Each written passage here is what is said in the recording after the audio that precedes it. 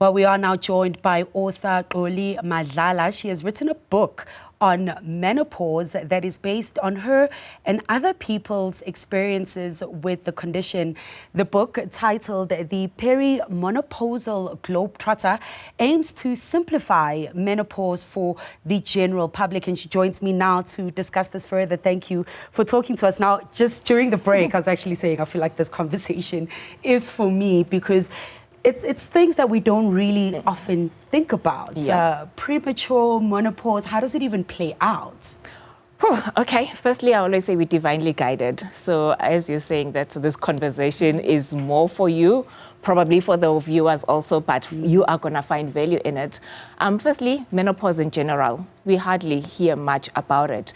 And it is the last phase of every woman's reproductive years. There's puberty, then some women pregnancy, then there's the final stage when the woman is going to stop going on her periods and they will never fall pregnant naturally, and that's when we say that a woman has reached menopause. And the natural ages are from the ages of 45 to 55, and then ages from 40 to 44, it's early menopause. Then premature menopause is anything that is younger than 40. So you can imagine whenever you look around and you think, how many people do you know that have gone into premature menopause? Chances are you're not going to be able to recall names because we're not taught about it. So even when it shows up, we normally look at the symptoms in isolation. And the behavior, Now, I am on page 177 of this book, which I guess it really just opened up there to me. But you highlight 7 ways that we may be bringing on early menopause to ourselves. As long as it doesn't involve chocolate and having chocolate late at night, could you unpack what those ways are that we might be, prompting premature menopause? Okay. Lifestyle, firstly. We eating food that is not really good for us. We have been taught to eat for enjoyment more than for nourishment. Hence, you find someone, they can eat takeaways for almost like 5 times a week. Then maybe on Sunday, then they'll have their 7 or several colors. We're working until late. But we're poisoning ourselves unintentionally. We're not moving enough also. People hardly make time to move. We're not spending time in sunlight, which has got so many benefits. We're not sleeping well also. Hence, you find people in the middle of the night on social media asking who else is up at this time. So lack of sleep plays a huge role on our circadian rhythms as individuals. Sugar. And I guess chocolate also does fall under that. We've mostly been taught that fat is the enemy, but sugar is actually worse. So sugar is hidden in so many things, in so many foods that we eat, whether it's in the sauces, some of the dressings, and then the hard sugar that we consume. And also lifestyle stresses. We are the generation that is juggling so much. We're living under immense stress compared to the generations of back then. And then things like smoking also. Then alcohol consumption also, it plays a huge role. So yeah, those are some of the... And is there any hope, Xoli? Let's say we do see, I mean, you've mentioned a lot of things that I think put me in that basket sort of ticking off. But is there anything that you can do to reverse that? So let's say you are perhaps in your mid-30s, which is also a time that a lot is happening with women. You're discovering yourself, you're becoming firm in who you are. Is there things you can do to sort of reverse that? Firstly, I always say informed equals empowered. And if you get the information earlier, I'm big on menopause preparation conversations. We should not be making changes or wanting to get knowledge only when we're hitting menopause, because that's one of the sad things right now, because nobody used to talk about it. So we only scurry and look around for information when we are in the depths of the struggles with the symptoms. But my mission is also to say that let those that are not there know better so that they can start implementing the changes that we're talking about in time. Because if they delay some of or change certain things, then they might actually delay the onset of premature menopause. Obviously, in certain cases, there are no known reasons what could bring it, like even in my case. we tried to look at so many possibilities. We did the test and everything, but nothing could be pinpointed as to this is exactly the reason that you went into premature menopause.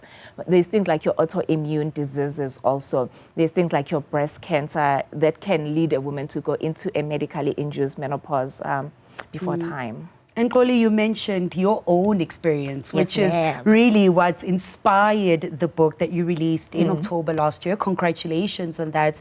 Perhaps talk us through your journey and what it is that made you feel like, oh, here's a word from what I'm experiencing, because it does lead to so much confusion. And if you don't know what you are experiencing, we often do tend to kind of shut down and keep things to ourselves instead of sharing. So talk us through your own personal experience. I always say I wasted so many years, firstly, treating the symptoms in isolation, because never in my wildest dreams could I have thought that I was actually transitioning into premature menopause, because as I said, I never knew that such a thing existed. And menopause has got various symptoms. There's the physiological ones. I know normally people think hot flashes, the weight gain and all of that. But then there's the emotional symptoms, so there's the mood swings, the irritability. Then there's the psychological symptoms also, whether it's the brain fog, knowing what you want to say, but there's that disconnect between the brain and the mouth. And then you find that some women, even their self-confidence can be affected, because it's like, oh my word, the moment you feel like you're losing it a little bit. It's like, yeah. And then at worst, there is climacteric depression. So I struggled with most of the symptoms, because the symptoms actually, in the book I mentioned 34, but right now the symptoms are over 100, because every woman is different. So more and more women are coming up with their own experiences. So it's only when I started struggling with the psychological symptoms and leading to me even wondering, what's the point of life? And in hindsight, I was like, but I'm suicidal. I am actually entertaining and just in suicide ideation.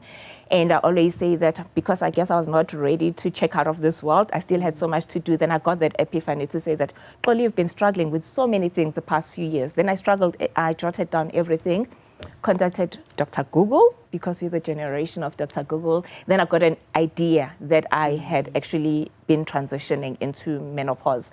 But if you're younger than 45, then you can't just look at the symptoms, tick, tick, and say, then definitely it's it. You need to go do certain tests that further confirm that it is, because sometimes some symptoms can overlap with other conditions.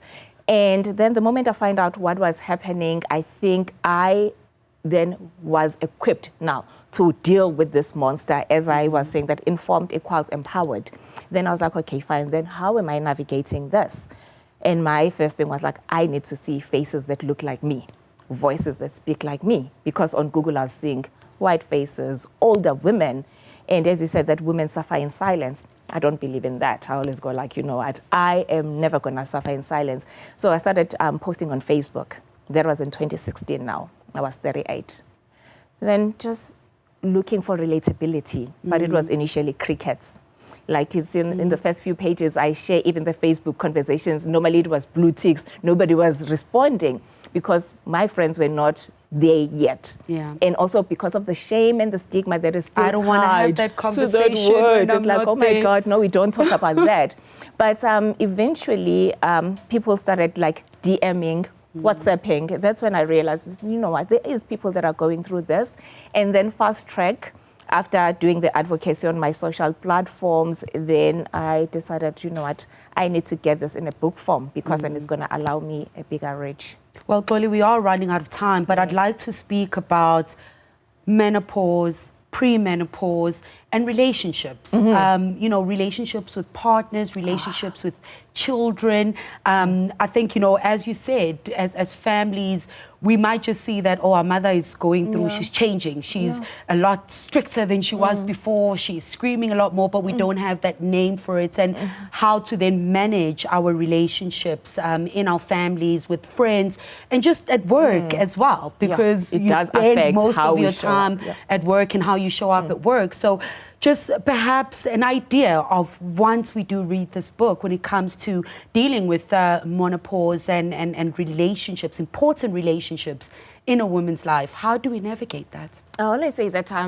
support is the biggest thing when it comes to this phase of life. And the more we are able to get the information to everybody, when I say to everybody, kids need to understand about menopause to obviously their level of comprehension. Hence, even in the book, I do mention that I wish the Department of Education can include menopause in the curriculum so that kids grow up knowing about it. As you mentioned, relationships, it does cause a lot of strife. I've spoken to people that have said that in hindsight, Xoli, I can tell that menopause did contribute to my relationship going south or my marriage actually leading in divorce, which speaks to the importance of men being part of these conversations. I always make an example that men will never fall pregnant right now. We never know, obviously, with science. But then the moment you mention morning sickness, they get it because those have been normalized. So even with menopause, the more they know, then they can be able to better support. If they're sitting across from me, like I'm talking to a group of men and they see me maybe getting a personal summer, instead of going ahead and maybe cracking a joke or wondering what's going on, if they get it, they'll have the right empathy and compassion to find out, are you getting a hot flash? What can I do? Do you need a fan? Do you need water? What can we help you to be comfortable with? In the book, I've got chapter 25, purely dedicated to men to really understand it. I've got a chapter which is called Open Letters. I've got letters to the children, to men, to the employer, to the church, because there's another space where we don't speak about menopause, yet couples, when they hit this phase of life, they are sometimes going to church as that counseling space for them. I look at menopause through the cultural lens also, because we need to get as much information, find out how did they navigate this phase of life. Can we glean certain wisdom from that we can take to now? But support plays a huge role. Absolutely. Well, Xoli, before I let you go, where can our viewers get a copy of this book and maybe read through it as a family over the festive season? Yep, and it makes for a wonderful gift also. I always say it's a great conversation starter. The book is available through me, WhatsApp 084 777 0122, or through SA Books Online, and a copy is $4.50.